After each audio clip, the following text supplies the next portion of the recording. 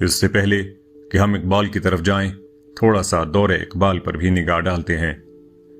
ہندوستان کی جو صورتحال اس دور میں تھی وہ مولانا الطاف حسین حالی کے ان الفاظ سے بالکل واضح ہو جاتی ہے۔ مسلمان تباہ و برباد ہو چکے ہیں، ان میں سے جو اقتدار اور اختیار رکھتے تھے رسوا ہو چکے، جو ایک باعزت زندگی گزار رہے تھے وہ اب ذلیل و خوار ہیں، علم اٹھ چکا ہے اور مذہب صرف نام کو باقی رہ گیا ہے، لوگ رسوم و رواج کی بیڑیوں میں جکڑے ہوئے ہیں، جہالت اور اندھی تقلید طول و عرض میں پھیل چکی ہے، امراء کی جن سے امیدیں وابستہ تھیں حالات کے ادراک سے قاصر ہیں، علماء کہ جو مذہب کے احیاء اور تجدید کے معاملے میں کوئی کردار ادا کر سکتے تھے قوم کی ضروریات اور فلاح سے قطعاً بیگانہ ہیں۔ پستی کے اس دور میں مسلم دنیا میں دو بڑی تحریک بھی شروع ہوتی ہیں۔ ایک تحریک اعتدال پسندوں کی تھی کہ جو یہ سمجھتے تھے کہ حالات اب بہت خراب ہو چکے ہیں، لہٰذا اب تصادم اور انقلاب کا راستہ ترک کر کے ہمیں انگریزوں کے ساتھ مصالحت سے چلنا چاہیے، مثلاً سر سید احمد خان اور دیگر ہم خیال۔ دوسری جانب جمال الدین افغانی کی تحریک تھی کہ جس کا مقصد خلافت عثمانیہ کے تحت مسلمانوں کو متحد کرنا اور انگریز استعمار کے خلاف بغاوتیں برپا کر کے امت کو دوبارہ عروج کی جانب لے جانا تھا، مگر حقیقت اور وقت کا دھارا ان دونوں تحریک کے خلاف تھا۔ گو کہ سر سید نے مسلمانوں کی تعلیم پر کچھ کام کیا، مگر حقیقت یہ ہے کہ وہ بھی خطرات میں گھری مسلمان امت کو ذلت اور پستی کی اتھاہ گہرائیوں سے نکالنے کا کوئی بھی پائیدار حل نہ دے سکے۔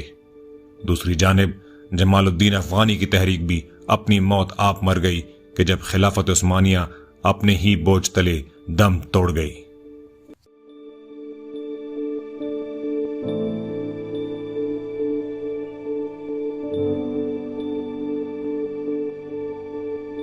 ان دونوں تحریک کے متوازی ایک تیسری اور منفرد سوچ بھی پیدا ہوئی کہ جس کی بنیاد اقبال نے رکھی۔ اقبال نے حالات کی نزاکت کو سمجھتے ہوئے حقیقت پسندی کی بنیاد پر نظریاتی اور روحانی بنیادوں کو اثر نو تعمیر کرنے کا ایک ایسا روحانوی تصور دیا کہ جو اس سے قبل امت مسلمہ کی تاریخ میں کسی صاحب نظر نے پیش نہیں کیا تھا۔ اقبال کے مطابق جب تک مسلمان اپنی اصل حقیقت یعنی حقیقت انسانیہ کو نہیں پہچانیں گے اس وقت تک کوئی بھی تدبیر، سیاست یا سائنسی ترقی مسلمانوں کی تقدیر نہیں بدل سکتی۔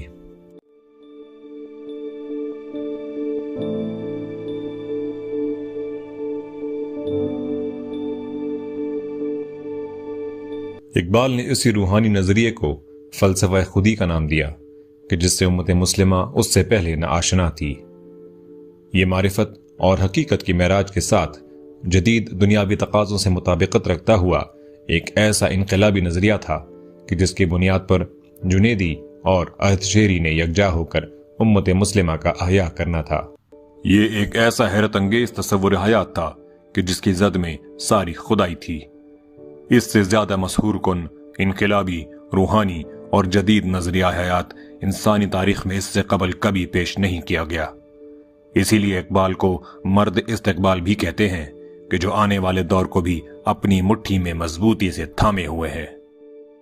مسلم دنیا اور خصوصاً ہند کی تاریخ اور سماجی حالات مختصراً بیان کرنے کا مقصد ہی یہی ہے کہ آپ اس ماحول سے کچھ حد تک آشنا ہو جائیں کہ جس میں اقبال تشریف لائے تھے، کہ اس پس منظر کے بغیر نہ تو آپ اقبال کو جان سکتے ہیں اور نہ ہی ان کی بلند اقبالی کو۔ اقبال کی شخصیت اور تعمیر میں ان کے عہد کا بہت بڑا ہاتھ ہے۔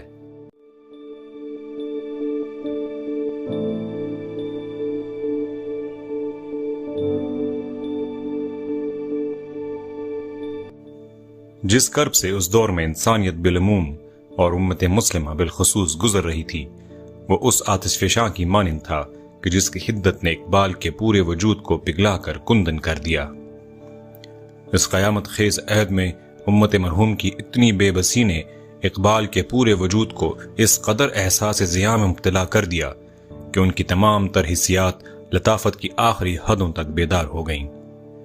اب اقبال نہ صرف مادی دنیا کی بصارت رکھتے تھے بلکہ ان کی بصیرت باطنی دنیا کے پردوں کو بھی چیر کر ذات الہی کی رازدار بن چکی تھی۔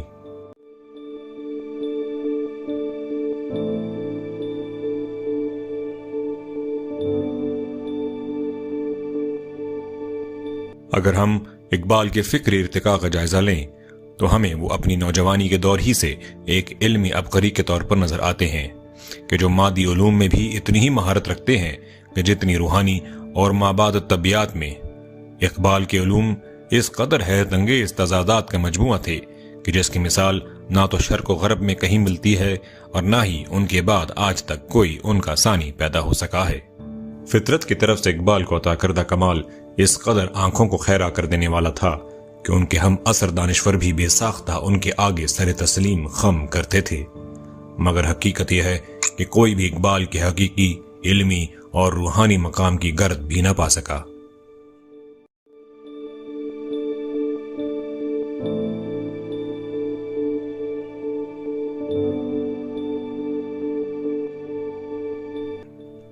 مشہور نوبل انعام یافتہ جرمن ناول نگار و شاعر ہرمن ہیس نے اقبال کو ان الفاظ میں خراج تحسین پیش کیا: اقبال کے شاندار اور روحانی فکری کام کو ہم 3 دائروں میں تقسیم کر سکتے ہیں: ہندوستان کا میدان عمل، اسلام اور مغربی فکر و فلسفہ۔ اقبال کے علم اور روحانی مقام کا اندازہ اس بات سے لگائیں کہ جب وہ نوجوانی میں بطور ایک فلسفی اور مفکر ابھر رہے تھے تو اسی دور میں آپ نے 4 کتابیں بھی لکھ ڈالیں۔ ان میں سے ایک حضرت محی الدین ابن عربی کے شاگرد عبد الکریم الجلیلی کی مارکۃ الآراء کتاب الانسان الکامل پر مختصر شرح تھی۔ الجلیلی کی یہ کتاب اسلامی تصوف میں کسی بھی انسان کو حاصل ہونے والے بلند ترین روحانی مقام پر فائز وجود کی خصوصیات پر ہے۔ یہ کتاب معرفت اور حقیقت کی معراج کے اتنے دقیق اور نازک معاملات پر بحث کرتی ہے کہ ہر دور میں شاذ و نادر ہی کوئی ایسا وجود ہوا ہے کہ جو اس کتاب کی روح کو سمجھ سکے۔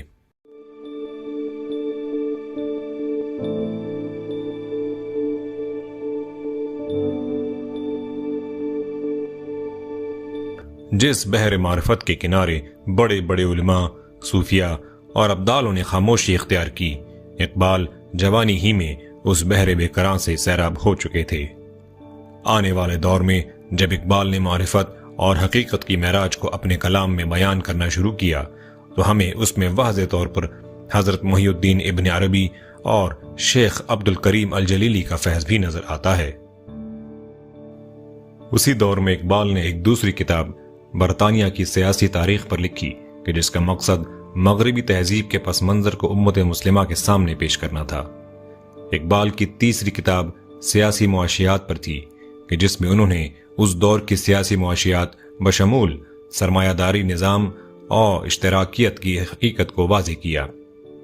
چوتھی کتاب اقبال نے اقتصادیات پر لکھی کہ جس کا عنوان علم الاقتصاد تھا۔ اس کتاب میں علامہ نے کرنسی کا تصور، اس کا اتار چڑھاؤ، روپے کی گردش، اشیاء کی قیمت کے تعین کے اصول وغیرہ کو واضح کیا کہ جو معاشیات کی بنیاد ہیں۔ 20-22 کی عمر میں قدرت کی طرف سے اقبال کو ان علوم سے لیس کیا جا رہا تھا کہ جو آنے والے دور میں اقبال کا وہ ہتھیار بننا تھے کہ جن سے انہوں نے زمانے کی طاغوتوں کے خلاف ضرب کلیم لگانی تھی۔ امت رسول صلی اللہ علیہ وسلم کے ابھرتے ہوئے اس ستارے کو نوجوانی میں ہی جہاد زندگانی کی شمشیروں سے مسلح کر دیا گیا تھا۔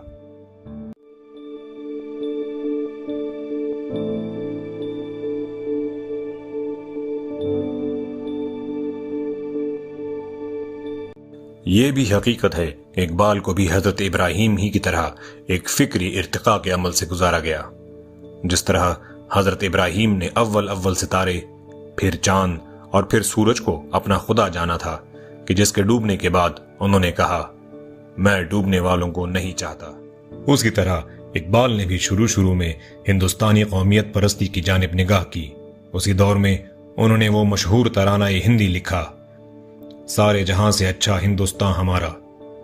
آج بھی یہ نظم ہندوستان میں ایک قومی ترانے کی حیثیت رکھتی ہے، مگر اقبال کے فکری ارتقاء کا یہ دور مختصر ہی تھا اور جلد ہی آپ کی توجہ امت مسلمہ کی جانب مبذول ہو گئی۔ سن 1905 تک کہ جس سال اقبال یورپ کے لیے روانہ ہوئے، اقبال پین اسلامک یعنی اتحاد بین المسلمین کے داعی ہو چکے تھے، اور اس کے بعد آپ نے چین و عرب ہمارا، ہندوستان ہمارا، مسلم ہے ہم، وطن ہے سارا جہاں ہمارا لکھا۔ یعنی آپ کی فکر ہندوستان کی حدود سے نکل کر آفاقی ہو چکی تھی۔ یہ اقبال کے سیاسی و فکری ارتقاء کی محض ایک جھلک تھی۔